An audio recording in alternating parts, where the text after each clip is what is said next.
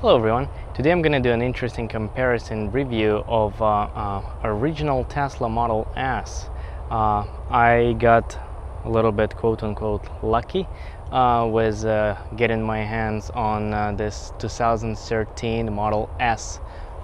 This particular one is P85. This is pre-Autopilot. It does not have any Autopilot whatsoever, and I just want to kind of make a comparison between what we have right now as Tesla owners, pretty much any brand new Tesla owners, compared to where Tesla been just a few years ago. And that's mostly to answer those people who comment a lot that Tesla have not changed since, it's ever been created, that only front bumper changed. And I have to admit, I was one of those people that I did not really see that much changes. It's absolutely not true, and I'm gonna show it to you. So let's start with the obvious, which is everybody, whenever they think about Tesla, they think of Autopilot, autonomous driving, which is, however, Tesla is not capable of as of right now, but that's what people think. That all the Teslas have Autopilot, somehow can drive themselves at least on a highway, or at the very minimum assist you. Well, this is certainly not the case with this particular one. It does not have any Autopilot features whatsoever. All we have is a cruise control with literally plus or minus, just like any car from that time, 2013. This particular one is 2013, so nothing fancy, just a cruise control and pretty much it. Although we do have a picture of a car on the dash, it doesn't really show on new models. Like next to it, it shows the other cars and a lane. This one does not show anything, so it's literally just showing you your own car without much purpose, to be honest. The only purpose it could possibly serve is you can see on a picture of your car if your lights are on or off. So to demonstrate that, let me just turn on my lights and you will see what I mean by that. So right now lights are on, right now lights are off, and that's basically the only reason for having that car picture I found. So no Autopilot in Tesla sucks big time. I always thought that I wouldn't really rely on it that much, and it's more of a just a luxury type of show off, not necessity whatsoever. And boy oh boy, I was wrong. Right now I'm driving this car for about 2 days now, and I miss my Autopilot so much on just everyday daily driving. I'm not talking about road tripping for hundreds or thousands of miles. I'm just talking about going to work every morning. I miss it so much. The other thing that I wanted to point it out is consumption. This single engine performance engine, however, it's a rear-wheel drive, and it's a 85 kilowatt battery. The consumption is so much higher than in my car, and my car have a dual engine, which is in normal. In a gasoline car, that would certainly mean if you have an all-wheel drive versus rear-wheel drive, the all-wheel drive will have a worse economy. It will have actually higher consumption. Here it's totally the opposite. My car, I never in my daily routine drive can get 321 watt per mile. That's way too much. I would usually get 260 to 70. And I was trying to actually kind of drive as careful as possible this car to kind of bring it as low as possible, and this is pretty much the best I could do. Throughout the day I actually seen it climb all the way to 380, which is, I never really seen those numbers before in my Model S. My record so far been 400, but that's when I was climbing to the some mountains in Colorado. Rather than that, it's non-existent numbers for Model S. So that's a huge improvement over time with efficiency, absolutely no question asked. Next thing I want to touch up is important to me topic is interior. Now, what can we say about interior? It looks good, especially, again, let's keep in mind the year is 2013 and you just purchased an electric car.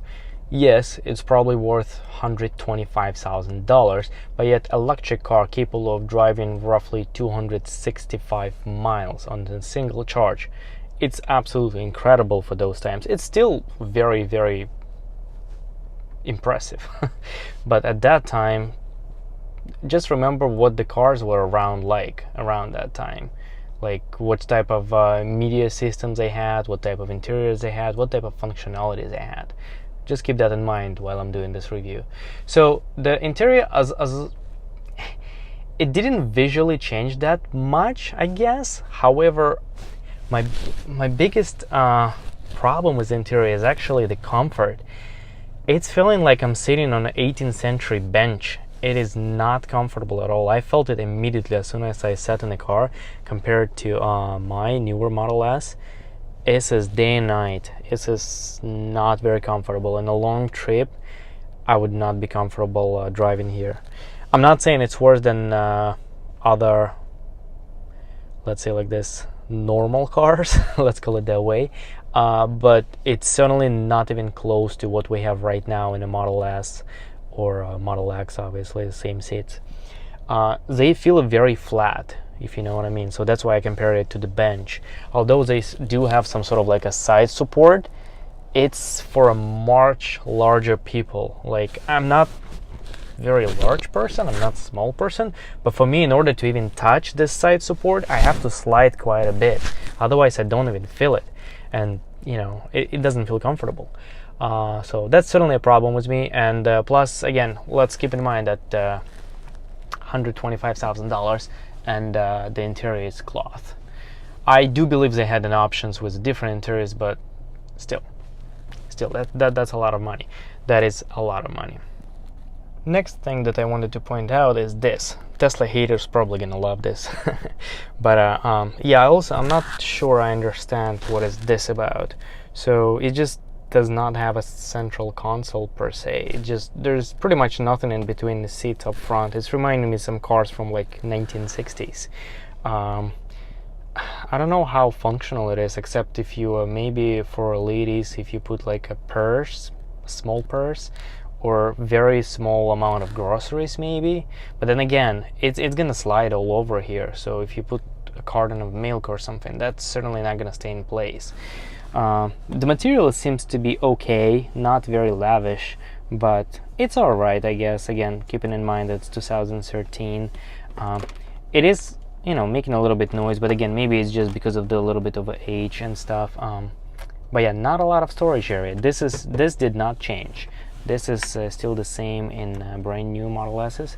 So this is the same 2 cup holders, which is, some people have problem. I personally do not have any problem with them at all. So a lot of people have problem that when they put a drink here, they cannot really put their hand here. I don't see it as a problem because usually my seat is a little bit further back. I guess maybe I'm a little bit too tall. So, and when I put my seat further back, my hand just sits like this. And therefore, even if I have a coffee here or some bottle of water, it's not really on my way. And you know, I don't know, it's not really a problem. On the back, let me move on the back and show you what we have there.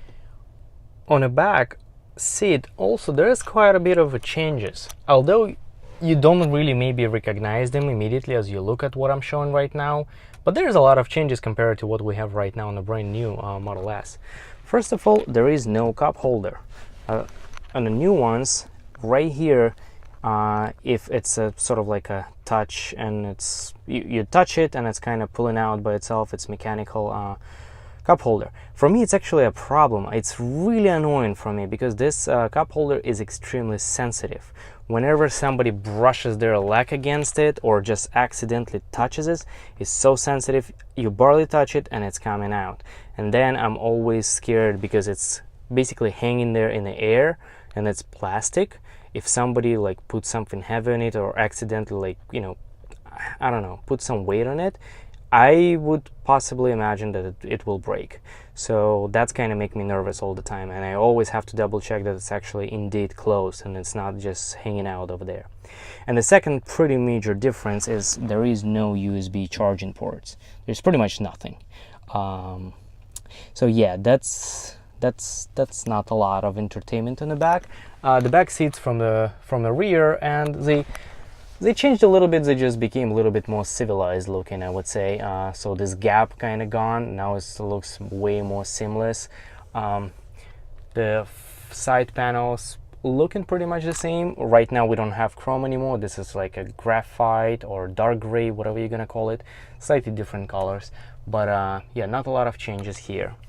So let's move in the front trunk, where I believe this car is actually slightly better than the new ones. Let's take a look. Since I purchased my Model S, I used the front about 3 times, and most of those times is just, well, probably 1 or 2 times just to show other people what it is about, and maybe only once I just put some stuff there, my sunshades, just because I knew that I'm not gonna really use them very often, but I wanted to have them with me. So I don't find this feature extremely useful, I want to say, but it's nice to have. You know, it's just nice to have that. You know that you have a little bit extra space. However, compared to this let's go with the first generation Tesla. I don't know. Although there've been so many sort of like iterations between them, it's not just 1 and 2, but whatever.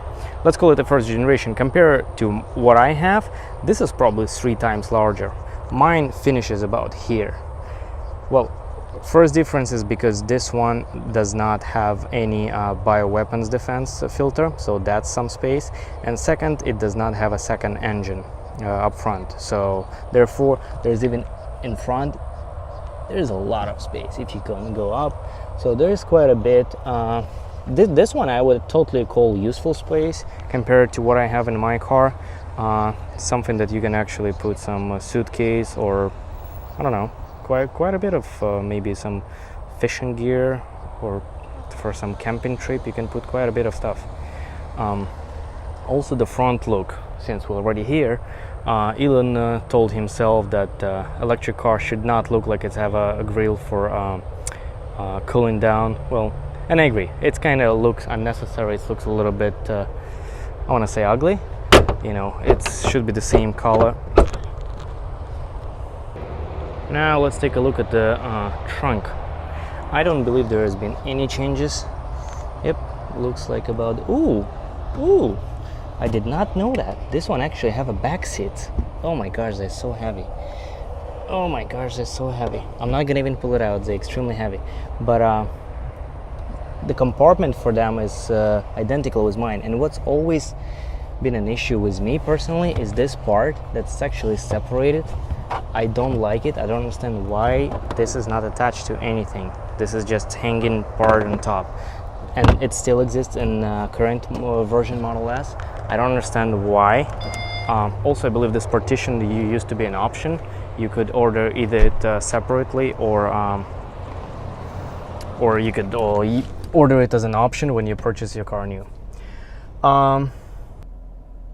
Another thing I wanted to talk about is, well, there's a lot more things that I want to talk about, but I'm gonna spare you time, and I just want to talk a little bit about the panoramic roof. Well, in particular, what is it called? The roof that's actually a ventilated roof that you can actually open.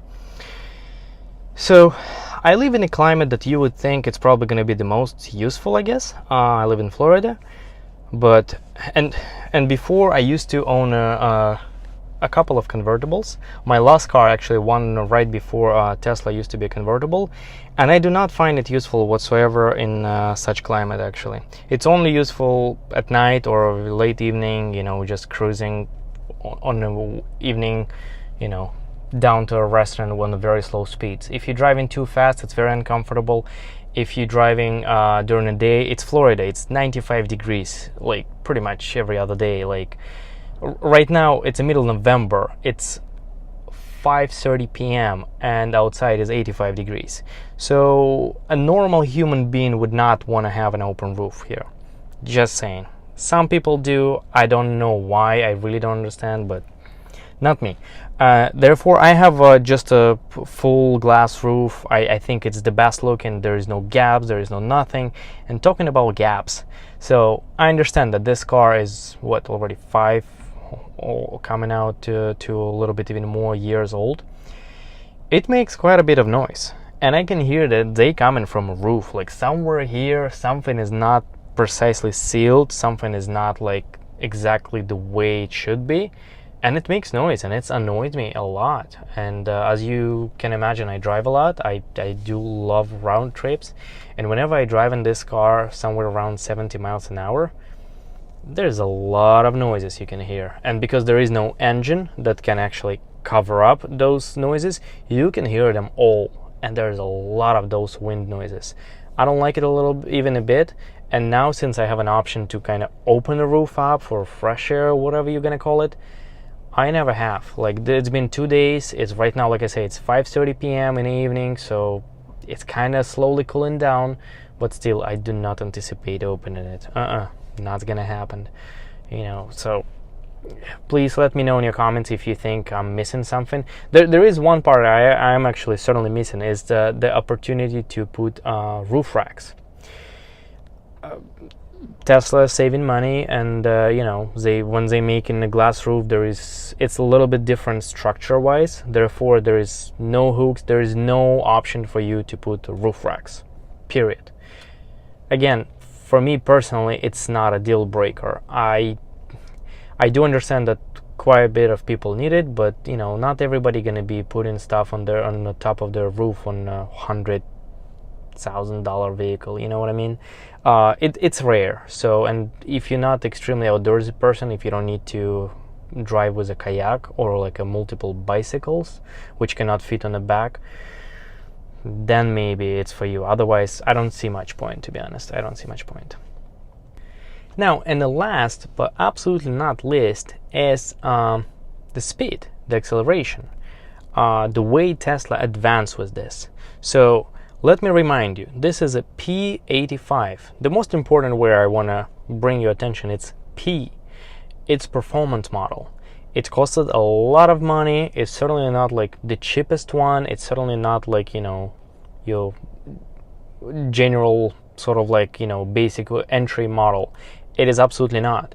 It is fast. Let me tell you this much. It is extremely fast. However, I hope people not gonna start yelling at me or curse at me, but it is certainly not faster than current 75D. Just your basic, well, basic standard let's call it that way, standard 75D.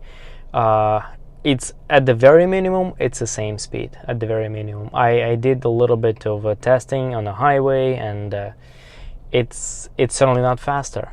And I'm saying it as a compliment to Tesla, don't get me wrong. I'm not saying that there's something wrong with this car. I'm saying that the way they were able to advance their entry model, that it's actually just as fast as their 5-year-old performance model.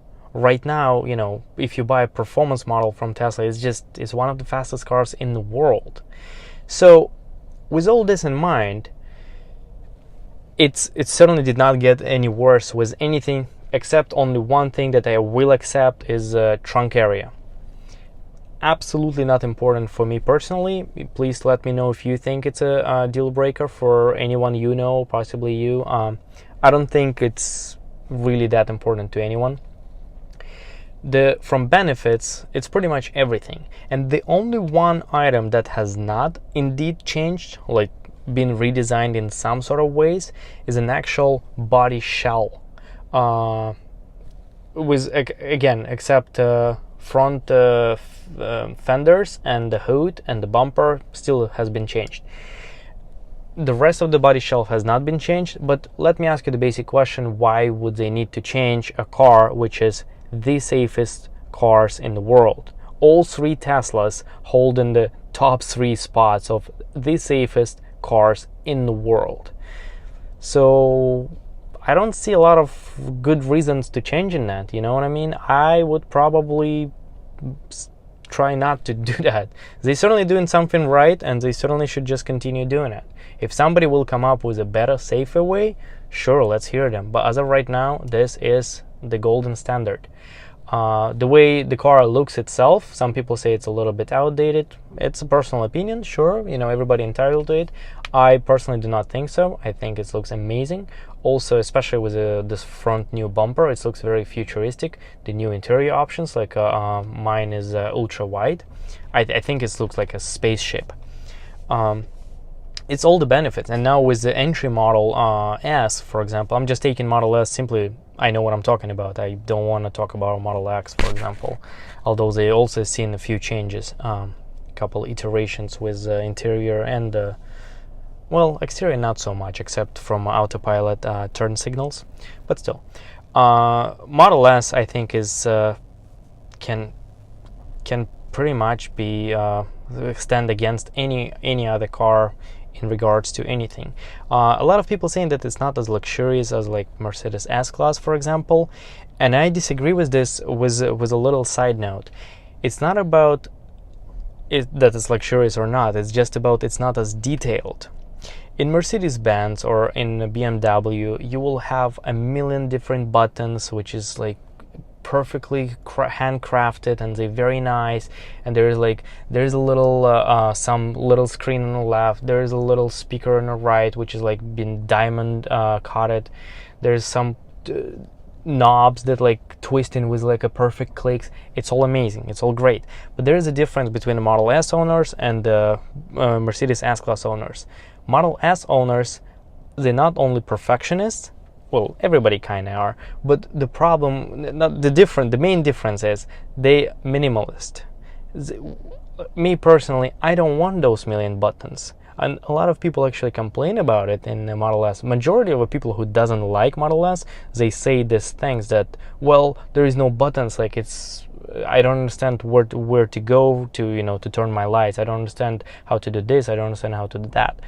And sure, again, it's a personal preference. We're all entitled to it. But for me personally, I love it. I don't need any buttons. Even two existing buttons, which is emergency light and the glove box. Well, glove box been added just for symmetry, but the emergency light is just for compliance. Basically, government telling them that they have to do it as a physical button. It has to be. So that's the only reason for having the button. Everything else.